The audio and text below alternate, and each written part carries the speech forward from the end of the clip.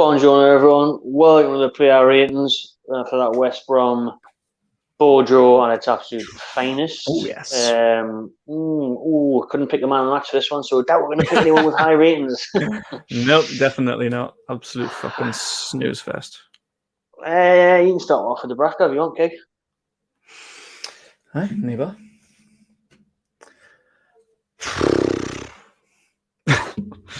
Met a few. He had one saves. moment where he made life a bit difficult for himself. I think when he was scuppering and scraping for a seemed header. It's like the old kind of rust thing again, like we did in the Wolves game. Like, it just seemed like a bit of an easy one to deal with. Like, it was a decent header. It was on target towards the bottom corner, but it shouldn't really have dealt with it too much. He got his full body behind it. It should have been an easy catch. Why he's pounding it out for a corner, I've got absolutely no idea. And there was another one just after that. I think maybe the resultant corner, there was not a shot on target. Oh, I think it was the collection, actually. There was a ball in. Good hands. Like, he's got the hands to deal with it, so I don't understand why he decided to push that one wide. But he made a few good saves. Nothing too much like that. Diang, he was their biggest threat, but he never really threatened too much. He had like that header, a few half chances on target. Nothing really too serious to deal with. But I still just think like he's got more to do to be like the Dúbravka that we've seen for the previous 2 seasons. Like that one parry away. It just seemed unnecessary. I just don't know why he did it. So I just think he needs a few more games under his belt to be what we know of him to be. You can have a 5. Got a clean sheet anyway, so. At least kept a clean sheet. Do his with some good. Did well when West Brom scored from a corner, like pushed one over the bar. Yeah, that was good. But I think you can thank Diang not having his shooting boots on for keeping a clean sheet, really. Like, but he did all right. It's pretty poor from both teams, really. Like, no striker really had their shooting boots on. I don't think either keeper really had a great lot to do today, to be honest. On to the next one. Emil Krafth.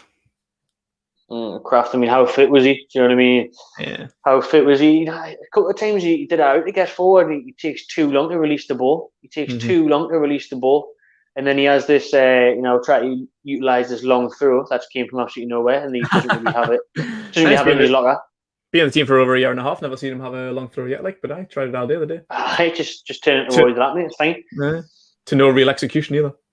Nope. So maybe if Carroll was on, if Carroll or someone was there to flick it on, it might work a little bit better. But he just still didn't really have enough power in the throw, did he? Yeah. But I don't know. I think he had an okay game. The day was better because he didn't have a pacey winger coming at him like he has done the last few games. He's been getting raped every week, like especially against Chelsea and Man United. Yeah. But Krafth did all right today. You can have a 5. Yeah, he's trying to get forward now, and neither of his runs really came to a great lot, but he put that effort in. Jamaal Lascelles, I thought he was okay today. I thought we'll get onto him next, but I thought Ciaran Clark had a pretty good game beside him. But Lascelles was just standard, pretty average. Didn't really do it out wrong. Like, but either he's a bit like 50-50 Lascelles, isn't he? But either slate him or praise him. Like today was just bang average. Like, got a few good headers away, led the line pretty well. So I don't know. Like, there's nothing that no moment I can really point out and say, oh, he did that well. He didn't put a tackle in against was it Abraham a couple of weeks ago. He never had anything like that to deal with because they weren't great getting forward. But yeah, he's just fucking right in the middle of the road now. He can have a 5. Yeah. Whereas Clark beside him was up there for probably man of the match if anyone was going to get it. He was behind everything. Bossed it. Unlike themselves, better positioning, closed out of his man. Yeah. Getting things away quicker, reacting to things better. Reads the play a lot better than Lascelles, to be fair. Clark is experienced. He did that well the day, maintained his threat. So I give Clark a 6. Yep, I thought he had a pretty good game. And Paul Dummett at left back, bit of a surprise inclusion. Weren't really like that. Jamal Lewis getting dropped. Didn't see that one coming.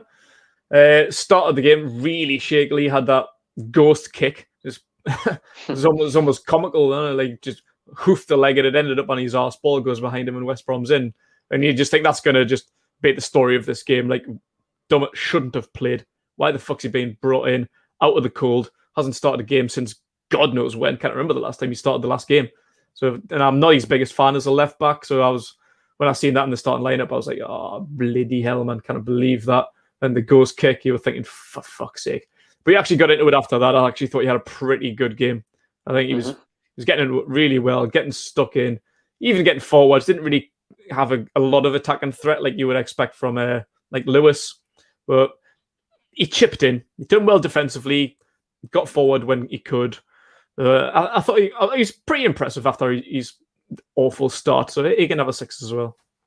I thought he was decent after that. I thought he was solid, grew in the game. But again, I think it was wrong by Bruce. I think you should have started Lewis today. Today was the better game for Lewis.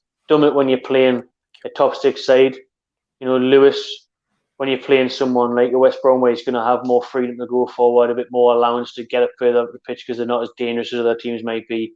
So it was the wrong decision, but he stepped in and did a job. Yep, definitely. Jonjo Shelvey. Jonjo Shelvey. I was an advocate for him the other week. I mean, I've seen the player ratings with Kendall. He got a low rating there. I didn't think he deserved that. I thought he was good against Wolves. But today he was back to Jonjo Shelvey, wasn't he? He was back to what he was described as last week, and he's described as most weeks, which is just lazy, uninterested, passenger, missing, completely missing. And there's times where he just gets done. Gallagher was just doing rings around him, and he's just like, puts his head down and then does a little trot and gets absolutely nowhere near it again. Didn't get on the ball enough. Didn't make things happen. He should have been took off earlier. I don't know why he gets all this game time. Things should have changed. Like Hendrick came off. Hendrick didn't do any worse than Shelvey. Hendrick was probably getting back more than Shelvey. Yeah. So, you know what I mean? So, Shelvey's just, Brucey loves him, and he's just not delivering enough. He's just not offering enough assist-wise, goals. He's always been like that. Especially now, though, when we're lacking, obviously, we're me in front three. Shelvey should be stepping up to try and chip in with a goal more. Last season he was our top goal scorer with 6 goals, which isn't much, but he was. Yeah. But, not good enough from Shelvey today. It's one of them games where Shelvey should be one of the best players on the pitch today against West Brom. Because he's got that talent in his locker. But now I just doubt that as the weeks go on. Has he really got that? Is he the same player that people bigged up 2, 3, 4 years ago? Yeah, no, it's definitely not for me. No. We always say this about Shelvey, just way too inconsistent. Like, he can be a very good centre midfielder if he pulls a finger out of his arse, which is very, very rare.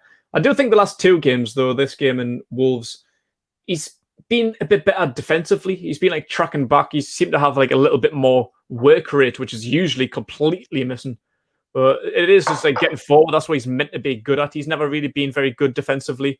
He's been a bit of a liability in previous years, to be fair. I think his temperament's calmed down a lot, because that was why he didn't get in the England team in 2018, wasn't it? Like, people just doubted his temperament. He got way too many red cards and stuff. Like, I think that's pretty much gone from his game now. But we never really see him get back. But the last couple of games, I think he has pretty well to some effect. But it's getting forward where his best trait is. You just don't see much of that. Like, he had one good ball over onto the left-hand side today. Like, he picked his head up, spread along, decent ball over to the left. But that's it. He should be doing that a lot more often on a much more consistent basis, and you just don't see that. Aye. So for me, I give him a 3 today. Like, aye. Hendrick, you mentioned him before. Like no one wants to see Jeff Hendrick, but he didn't really do as bad as what fucking Shelvey did the day. Got taken off pretty early on, 55 minutes. So I was happy to see that. Didn't think he would have been. Like, we've seen Dwight Gayle stripping off, getting ready to come on, and we thought it was probably going to be Fraser or Willock or Joe Linton or someone. But I was happy to see Jeff Hendrick come off, put Willock back into his spot in midfield, Gayle going up front where he should be. But yeah, he just, like you said before, he tracked back probably more than what Shelvey did, put a little bit of effort in. Just fucking shouldn't be starting lineup, shouldn't be anywhere near, shouldn't be even be in the squad, to be fair, let alone the starting lineup. Like, he was another one, like, along with Dummett. Very surprised to see him in the starting lineup. I wouldn't have had him in when you've got Gayle and Carroll on the bench, even Murphy as well. Much better options. Sean Longstaff was on the bench. Matty Longstaff wasn't on the bench. I'd have had any one of them in the day ahead of Jeff Hendrick, but he did very okay at best, so he can have a 4. Sure, how Matty's been them 3 games that Matty got chucked in against the best sides, played better in those 3 games than Hendrick's played in all the games that he's played in, pretty much, apart from playing the first game of the season, West Ham, sorry. Do you know what I mean? Apart from that, Matty offers. I just can't understand why he's not even on the bench and Hendrick plays. Hendrick starts. It's just crazy. Bewildering. Bewildering. Mm-hmm. Isaac Hayden. Isaac Hayden was, he seemed to be all over the place at the start of the game, didn't know where he was meant to be playing. He was more on the left, he looked like he's playing fucking left wing.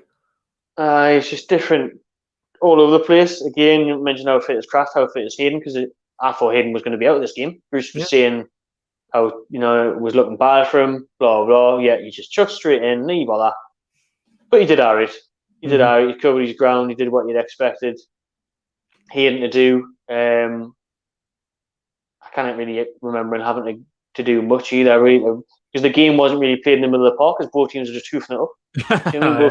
Both teams were just hoofing up, so it was a bit of a stroll for Hayden the day. Really, he's not really going to get involved that much in games. It's not like it's possession against Arsenal, something Hayden's going to have to break up play. He wasn't really figuring much, but he did what he's there to do. I'll give him a 5.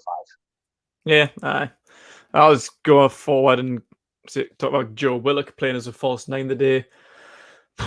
Don't know why we decided to do that one. That didn't really seem to make any sense at all. First half, he was lost, really, wasn't he? Like I say, out of position, didn't really know where to be. He's just fucking pointless. Like, obviously, Steve Bruce has got to take responsibility for that. Not against Joe Willock. But the second half, when Gayle came on, Gayle went into the position he's meant to be in, and Willock went into the position he's meant to be in.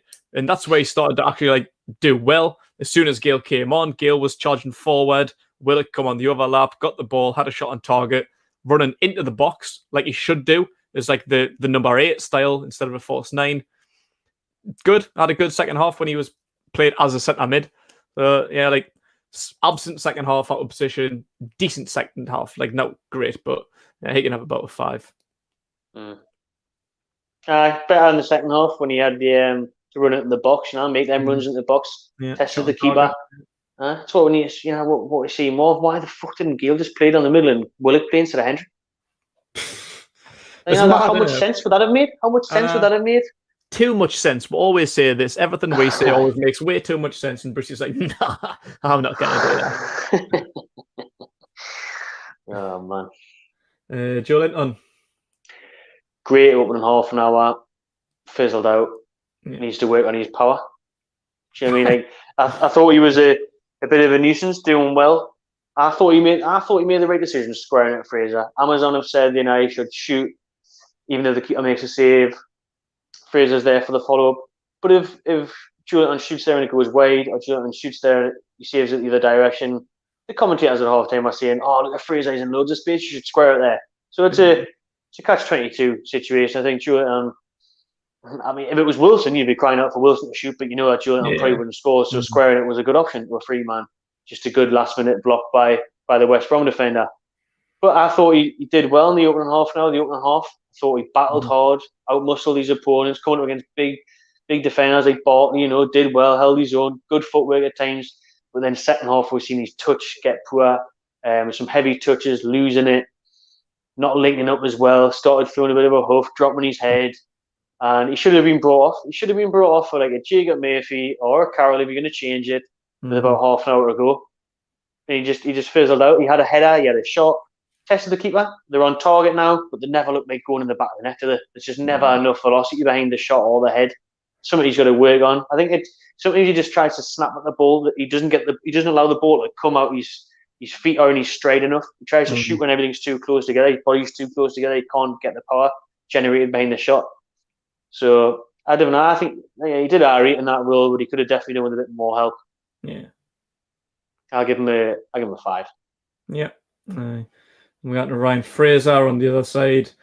Very quiet for the opening half hour. Like I said, Joe Linton was pretty good at the start of the game, but Fraser just didn't really seem to get into it. But then he did. He finally started to get into the game a little bit, and he was decent. To be fair, wasn't he?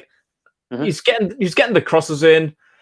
Not really with much joy. He wasn't really crossing it into anyone. No one really seemed to want to get onto the end of them. But I think he grafted a bit the day, Ryan Fraser, after his quiet opening there, 30 or so minutes. But again, it's kind of like what Almiron tends to do. He grafts, he puts effort in, he runs at it, he tries, but for what fucking reason? Because no one around him's helping him out. Like he's just putting these crosses in. Like say, like if Andy Carroll was there, probably should have been.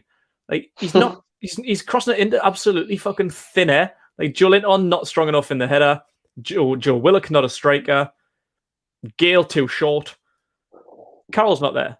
Like he just tried very, very hard today, Ryan Fraser, I think, but with absolutely fucking no joy at the end of it. So he can have a 6. And he does go quiet in games, but it's our style of play. We didn't get him on the ball enough.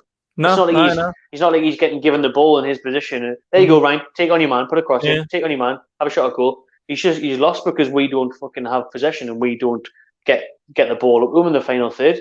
And then we're seeing how good his delivery can be.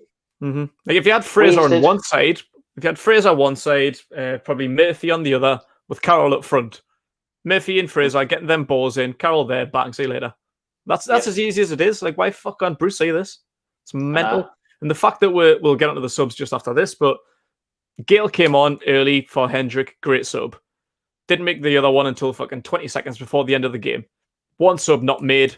Could have been Murphy, could have been Richie. Why? What's going on? Aye. Baffling, but we're going to get onto this now anyway. So, Dwight Gayle. Gayle, I was pleased to see him. We said after half an hour, that Willock thing's not working. Willock in that role not working. Change it. Didn't change it at half time. You're thinking, and you got to change it now. Nope. But I'm surprised he even changed it that early because normally he would only change it about 70, 75 minutes. Fair play. But again, just like Fraser, we don't get him on the ball. You got on the ball once and you nearly got an assist for Willock. You didn't get a chance. You didn't get a single chance yourself. It's not like we think, that chance that Gayle missed. Bloody hell, he should have put that back. I know. He didn't have one chance. Like Man City last season. Oh God, it's not like you get a header at the back post, you get a volley at the front post, you get a one-on-one. Didn't have a sniff, and he's not even getting a chance against one of the worst teams in the league. We're not even creating chances for him. Then you got Shelvey. You think Shelvey would be playing through balls. You think Fraser will be crossing it in for him, but we just don't get the ball. We just don't keep a hold of the ball in the final third. Pathetic, man. Absolutely pathetic. Again, we're not utilising him. He should have started. But even if he started, he probably wouldn't. It would have just been the same story. Not having a sniff, a sniff at goal. But again, you're seeing Gayle and Murphy come off the bench against West Brom at home, didn't when they linked up for the goal. Yeah, that kind of thing should have been in from the off, or like you said, even a sub should have been made earlier. That was just an insult to bring Carroll on with 20 seconds to go. Absolute insult. Piss take. There's no wonder now the players fucking like him, man. Absolutely, what a bastard. And but that was it. Just defensive football. Didn't see enough of Gayle. I have to just give him a free, really. Yeah, no, but not much fault of his own. No, I will get on to Bruce in a second now, but I will just touch on this one. Like, what an absolute piss take. Like, wasting time against West Brom. Just bringing Carroll on, just literally to waste time, just to see out the 0-0 draw with West Brom. Right. What is going on? Oh my God! Oh, you didn't even laugh. You're gonna cry. Like, I think Carroll and Gayle would have it would have been fire in the day against West Brom. The type of team to play something like that, two up top, little knowledge, is perfect against West Brom. They would have struggled with it. I think before Gayle should have started because that kind of is his level. Had a very successful loan spell with West Brom in the Championship. West Brom are kind of that borderline level, Championship, Premier League. He should have started. He could have had loads of joy of the day. Like, even if we'd played the old 4-4-2, Mike Bassett formation with Fraser, Murphy out wide, Gayle playing off of Carroll up front, we could have absolutely tore them apart today. We could have won fucking 3-0.